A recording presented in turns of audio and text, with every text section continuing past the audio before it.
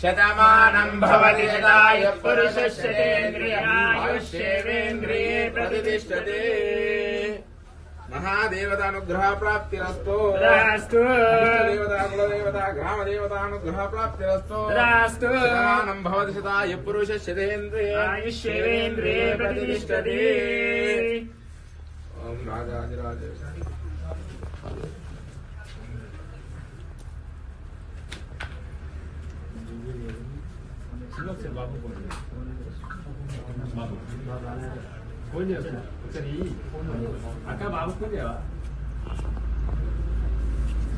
నిన్న మన పడి పూజ అయింది. నిన్న విశేషంగా వంగపల్లి గ్రామంలో పడి పూజ చేసిన.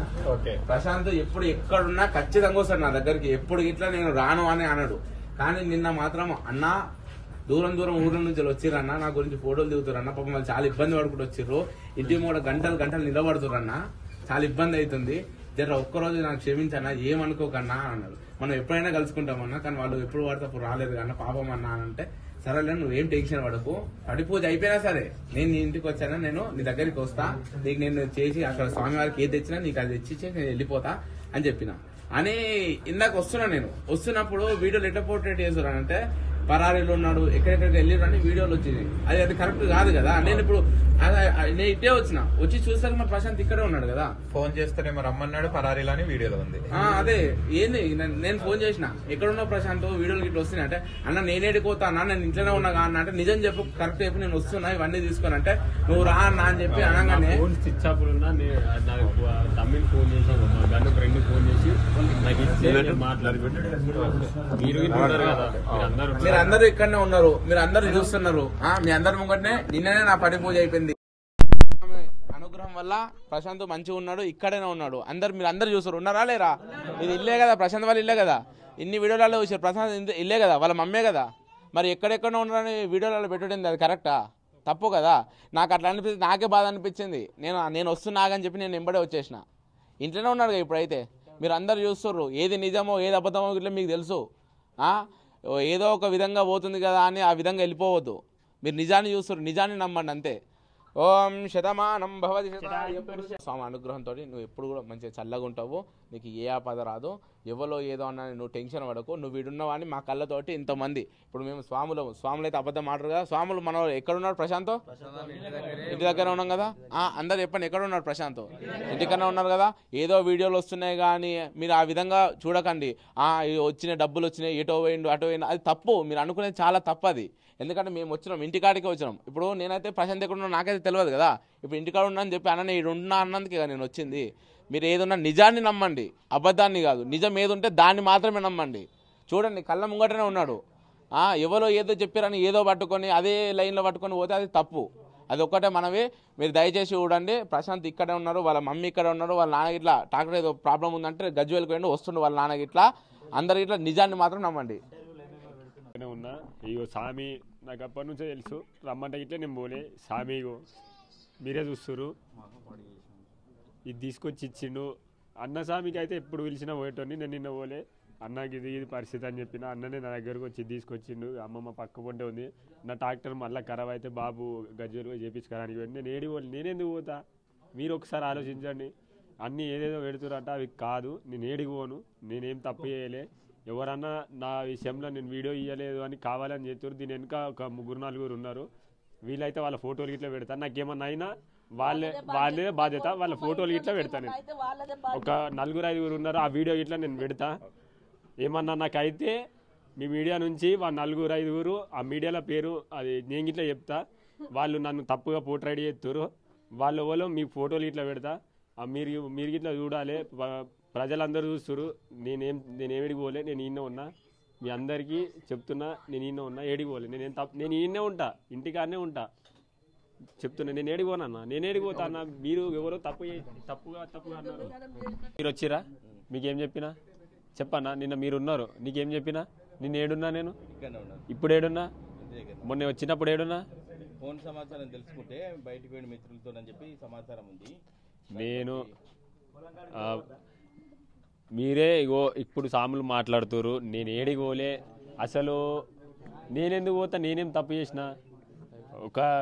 మీరు గెలిపించిర్రు, నేను వచ్చిన నేనేంటి పోతా, ఎందుకు పోతా నేను? అసలు నేనేం తప్పు చేసినా పోతా? మీరే చెప్పాలి. ఇక సామిలు వచ్చిర్రు, సామి నువ్వు మాట్లాడు సామి. ప్రశాంత్ నాకు ఇప్పుడు కాదు, బిగ్ బాస్ లోకి వచ్చినాను కాదు, నాకు గత 5 సంవత్సరాల నుంచి నాకు ప్రశాంత్ తెలుసు. ఎప్పుడు హైదరాబాద్కి వచ్చినా నా దగ్గరనే ఉంటాడు. ఏ విషయంలో అన్న మనతోటి ఉండే ప్రశాంతే.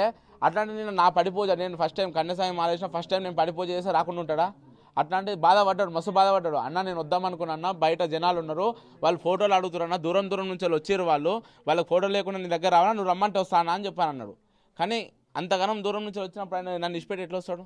వాళ్ళని ఇష్టపెట్టి ఎట్లా వస్తాడు? అందుకనే వాళ్ళ దగ్గర ఉండి చేస్తారు. ఇది అంతా జరిగింది ఒకటే లైన్లో మీకు చెప్తున్నానండి. ఆ రోజు వచ్చిండు ప్రశాంత్, ఆ రోజు టైము వీడియోలు ఇవ్వడానికి, ఇంటర్వ్యూలు ఇవ్వడానికి సమయం లేదు. ఆయన రెస్ట్ లేకుండా ఉన్నాడు, అప్పటి నుంచి టైడ్ అయిపోయి ఉన్నాడు. అక్కడ హైదరాబాద్ నుంచి టైడ్ అయిపోయి వచ్చినాక ఇంటర్వ్యూలు కొద్దిగా కాసేపు లేట్ ఇచ్చినందుకు వాళ్ళు ఎట్లా పోర్ట్రేట్ చేశారు అంటే, ఇంటర్వ్యూలు ఇస్తలేనందుకు ఇచ్చిన దాన్ని కట్ చేసి వివిధంగా మార్చేసారు మొత్తము. అది చాలా తప్పు. అది మీరు అది మొత్తం మంచిగా గమనించండి. ఏది పెట్టినా సరే మంచిగా గమనించండి. దాన్ని కట్ చేసి నాకు ఇయ్యలేదా, నాకు పెట్టలేదా, ఇప్పుడు ఎట్లుంటుంది? ఇప్పుడు ఒక ఎగ్జాంపుల్ ఒక చిన్న చెప్తున్నా, బల్లి పడితే ఏమవుతుంది అని ఒక చిన్న కొటేషన్ వేసి అరే ఏమవుతుందేమో ఒక పంతులు చెప్పిండు అని అందరం చూసామా వీడియోలో. అదేవిధంగా ప్రశాంత్ ఇట్లా నెగిటివ్గా అంతే మొత్తం ఇక చూడకూడదు అనే విధంగా మీరు వేసి దాన్ని హైలైట్ చేద్దామని చూస్తారు ఛానల్. కానీ అది చాలా తప్పు. ఒక మనిషి జీవితం అది. అమ్మ ఏడుస్తే మీకు మంచిదా, వాళ్ళ ఇంట్లో ఏడుస్తే మీకు మంచిదా? ఎవరైనా అయితే ఏమైనా చేసుకుంటే ఏమైనా అయితే ఎవరు బాధ్యులు? ఇది కరెక్టా మీకు? నేను ఇప్పుడు వచ్చేసరికి నట్టింట్లో అమ్మ ఏడ్చుకుంటున్నది, పంతులకి ఇట్లా అయింది, మాకు ఎప్పుడు ఏ మార్కు లేదు, ఇప్పుడు ఇట్లా ఏడ్చేసరికి మా పరిస్థితి ఏంది, మా బాధ ఏందని ఏడుస్తుంటే నా కళ్ళ పంట నీళ్ళు వచ్చినాయి. ఇది ఇప్పుడు ఎవరికన్నా ఏమైనా అయితే ఇప్పుడు అక్కడెక్కడో జరిగిన దానికి ఏదో కేసులు అయినాయి అంటారు, దానికి ఇష్టపడి దానికి ప్రశాంత్ చేసిన తప్పేంది? ప్రశాంత్ చేసిన తప్పేంది దానికి? ప్రశాంత్ పోయి చేయమని చెప్పిండు ఏమన్నా? ఆయనకి ఇట్లాంటి చిన్న వాటికి ఎమోషనల్ అవుతాడు ప్రశాంత్. అట్లాంటిది అవన్నీ పల్లగొట్టరు, బద్దలు కొట్టరు అంటాడా?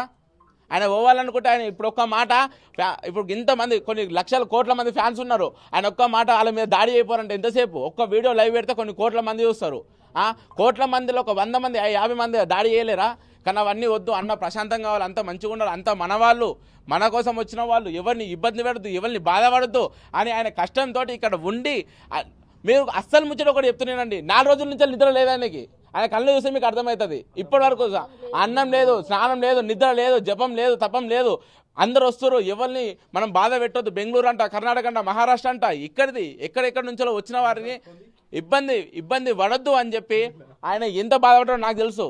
పడి ఇప్పుడు నేను వచ్చినాక ఇప్పుడు స్నానం చేసినాడు, టైం 1-2 అవుతుంది, మనం తినే టైము. ఆయన టిఫిన్ కాదు, ఇంకా బ్రష్ ఇట్లా వేయలేదు.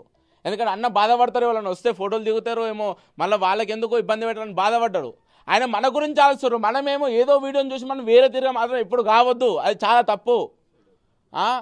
నువ్వు ఏడవకు, నువ్వు ఎవరో అన్నదానికి నువ్వు అసలు అది తప్పదు. మన అసలు ఏడవద్దు, జనాలకు తెలుసు నువ్వేందో, జనాలకు తెలుసు, అది కూడా గుర్తుపెట్టుకో.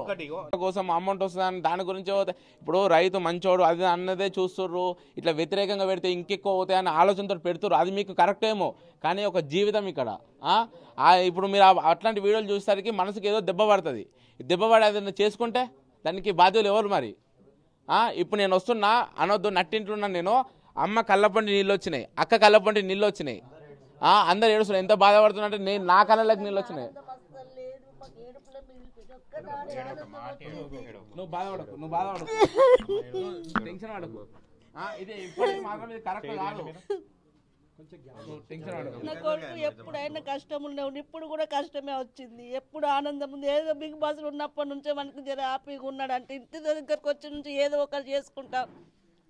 మొత్తం ఛానల్ వాళ్ళు ఇట్లా వేయొద్దు, అస్సలు ఇట్లా వేస్తే న్యాయం ఉండదు.